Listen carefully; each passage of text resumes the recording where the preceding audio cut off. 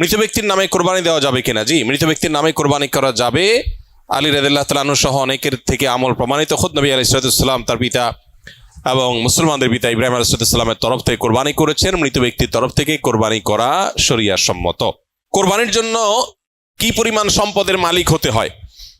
কোরবানির ঈদের দিনগুলোতে, ঈদের দিন এবং তার পরে যে আরো 2 দিন 3 দিন কোরবানি করা যায় সর্বসাকুল্যে, এই দিনগুলোতে যার কাছে 52.5 তোলা রূপা কিংবা 52.5 তোলা রূপার বাজার মূল্য পরিমাণ টাকা অথবা এই জাতীয় সম্পদ থাকে যেটা যাকাতের সম্পদ হিসাবে কাউন্ট হতে পারে, এরকম সম্পদের মালিক যদি কেউ থাকে ঈদের দিনে, তাহলে সেক্ষেত্রে তার উপরে কোরবানি ফুকায়ে হানাফের মতে ওয়াজিব, অন্য অনেক ওলামাদের মতে সুন্নাহ।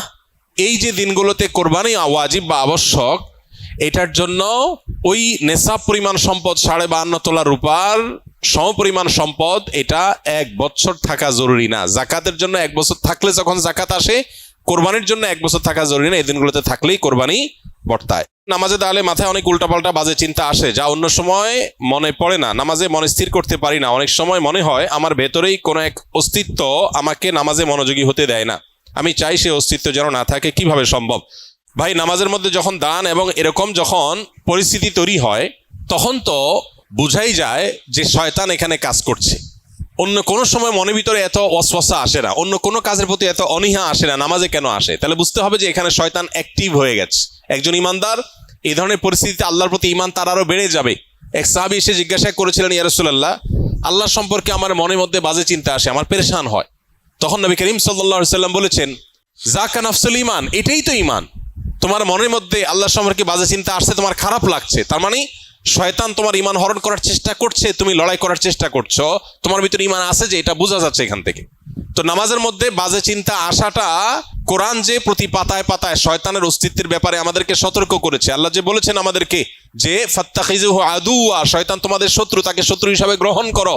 আল্লাহ যে বলেছেন আদু মুবিন, সুস্পষ্ট শত্রু, যার শত্রুতা আমরা অনুভব করতে পারি, নামাজে দাঁড়ালে টের পাই যে সে অ্যাক্টিভ হয়ে গেছে, কাজ শুরু করে দিস। তাহলে আল্লাহর প্রতি ঈমান আরো বেড়ে যাবে এবং শত্রুতা থেকে বাঁচার জন্য আল্লাহর কাছে আশ্রয় আরো বেশি মনে মনে কামনা করবো। ইনশাআল্লাহ বিদিনিল্লাহ এর মাধ্যমে আল্লাহ তাআলা আমাদেরকে হেফাজত করবেন। এরপরে যদি ইচ্ছার বাইরে কারো মনের মধ্যে এরকম কিছু চলে আসে যেটা তার নিয়ন্ত্রণে না, সে চেষ্টা করবে সরায় আনার জন্য। এটুকু হলে ইচ্ছার বাইরে যেটুকু মন নামাজের বাইরে চলে গেছে, এর কারণে গুনাহ হবে না। আর আল্লাহ সম্পর্কে বাজে চিন্তা, এটা এখন ঘরে ঘরে জনে জনে শত শত হাজারো মানুষ আমাদের কাছে কাগজ লিখে দেন যে আল্লাহ সম্পর্কে বাজে চিন্তা আসছে।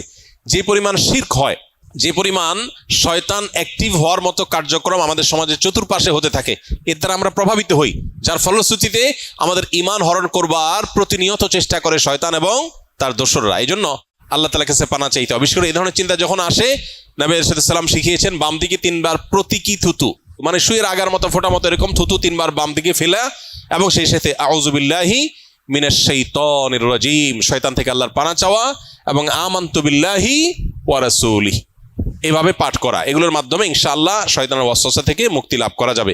এটা নামাজের বাইরের কথা বলেছে। নামাজের মধ্যে আল্লাহর কাছে মনে মনে পানা চাইবেন এবং শয়তানের সাথে সংগ্রাম করে নামাজের দিকে মনোযোগ দেওয়ার চেষ্টা করবে, এটাই যথেষ্ট ইনশাআল্লাহ। আমি নিজের কিছু বদঅভ্যাস ছাড়তে চাই যা অনেক লম্বা সময় গড়ে উঠেছে, যেমন অতিরিক্ত ফিকশনাল বই পড়া, মুভি দেখা ইত্যাদি।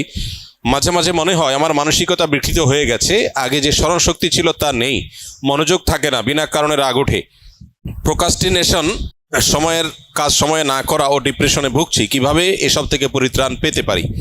আধুনিক পৃথিবীর বেশিরভাগ মানুষ এই রোগে আক্রান্ত। যে ভাই প্রশ্ন করেছেন তিনি হয়তো নিজের কথা বলেছেন, বাকি হাকিকত হলো, বাস্তবতা হলো, আধুনিক পৃথিবীর উল্লেখযোগ্য সংখ্যক, বরং বলা যায় নির্দ্বিধায় বেশিরভাগ মানুষ এই বিপদে আজ আক্রান্ত।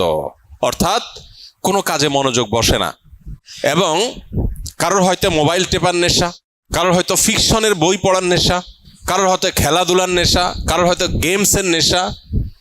ডোপামিন এবং নেশা এগুলো আমাদেরকে আষ্টে পিষ্টে বেঁধে ফেলেছে এবং আমাদেরকে জঘন্য রকমভাবে অসুস্থ করে ফেলেছে। এগুলো থেকে উত্তরণের জন্য আমাদের নানাবিধ উদ্যোগ থাকা উচিত। এর মধ্যে সবচেয়ে বড় করণীয় হলো, যেই কোনো কাজ অতিরিক্ত নেশা হয়ে গেলে সেটা ছেড়ে দেওয়া বা সেটা থেকে সরে আসার চেষ্টা এবং সংগ্রাম চালানো দরকার।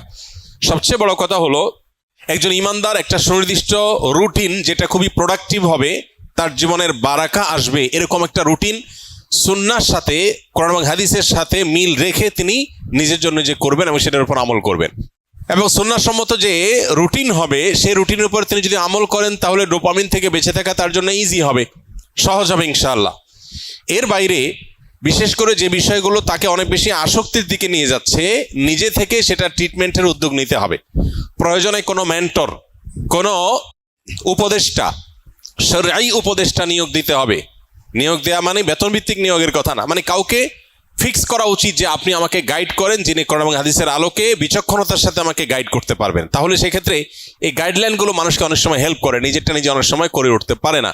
আর সবচেয়ে বড় কথা হলো এবং সর্বশেষ কথা হলো, আল্লাহ রাব্বুল আলামিনের কাছে আমাদের কায়মন বাক্যে দোয়া করা দরকার, আল্লাহ যেন আমাদেরকে নেশাগুলো থেকে বেঁচে থাকার তৌফিক দান করেন।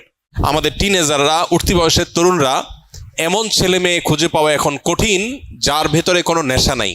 প্রত্যেকে নানান নেশায়, নানান রকমের বদভ্যাসে আজ আক্রান্ত হয়ে গেছে। আধুনিক পৃথিবীর যে সমস্ত মায়াজাল আছে এগুলো থেকে কে কতটা দূরে থাকতে পারছেন, স্মার্টফোন থেকে, সোশ্যাল মিডিয়া থেকে কে কতটা দূরে থাকতে পারছেন, এটার উপরে অনেকখানি নির্ভর করে আজকালকার যে সমস্ত ডোপামিন, যে সমস্ত আসক্তির বিষয়গুলো ছড়িয়ে ছিটিয়ে আছে, এগুলো থেকে বেঁচে থাকাটা। এজন্য মোবাইল ব্যবহার করলেও সেটা লিমিটেড টাইমে ব্যবহার করা উচিত। সোশ্যাল মিডিয়ার ব্যবহার করতে হলেও নির্দিষ্ট সময়। আজকাল অনেক অ্যাপ আছে যে নির্দিষ্ট সময়ের পর এটা লক হয়ে যাবে, সেগুলো ডাউনলোড করে আপনি লক করে ফেলেন। নিজের ব্যাপারে নিজের বিভিন্ন রকম বাইন্ডিংস আনেন। এটা ছাড়া আমরা কেউ আসলে রক্ষা পাবো না। আখেরাত তো শেষই, দুনিয়াও বরবাদ হয়ে যাচ্ছে। ঘরে ঘরে ডিপ্রেশন। বিশ্ব স্বাস্থ্য সংস্থার জরিপ বলছে 2030-এর পর গোটা পৃথিবীতে সবচেয়ে বেশি পরিমাণে যে রোগ ছড়িয়ে পড়বে, বেশি পরিমাণে যে রোগের রোগী গোটা পৃথিবীতে পাওয়া যাবে, সে রোগটার নাম হলো ডিপ্রেশন।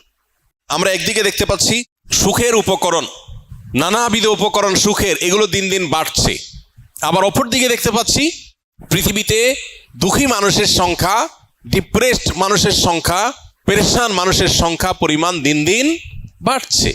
একদিকে আমরা দেখতে পাচ্ছি একটা চিত্র, সিনারিও, যে সুখের বিভিন্ন আইটেমগুলো বাড়ছে, কতভাবে মানুষকে সুখ দেওয়া যায়, দুনিয়াটাকে জান্নাত বানানোর বা একটা দামি জান্নাত বানানোর একটা চেষ্টা, কসরত আমরা একদিকে দেখতে পাই, যে কোনো ত্রুটি, কোনো কষ্ট যেন না হয় মানুষের, সব স্মুথ। এটা একটা সিনারিও। আর আরেকটা সিনারিও হলো প্রত্যেকটা ঘরে ঘরে, বড়রা তো আর বড়রা, মানব ইতিহাসে কখনো বাচ্চারা যেখানে ডিপ্রেসড এরকম ছিল না। এখন ঘরে ঘরে যত আধুনিক, যত উন্নত, যত অগ্রসর, তত বেশি বাচ্চাদের মধ্যেও ডিপ্রেশন বেশি পাওয়া যাচ্ছে, আত্মহত্যার প্রবণতা বাড়ছে। এটা আমাদেরকে বার্তা দেয় জাগতিক এই সমস্ত উন্নতি অগ্রগতির কোনো টুলস মানুষকে সুখী করতে পারে না। আল্লাহ বিজিক্রিল্লাহি তাতমাইন্নুল কুলুব, ঈমান এবং নেকামল ছাড়া, আল্লাহর কাছে আত্মসমর্পণ করা ছাড়া পৃথিবী সুখী হতে পারে না। মানুষ বহু কিছুকে ট্রায়াল করবে, কিন্তু তাকে ব্যাক করতে হবে দিন শেষে ইসলামের দিকে। আল্লাহ তাআলা আমাদেরকে বুঝার তৌফিক দান করুন।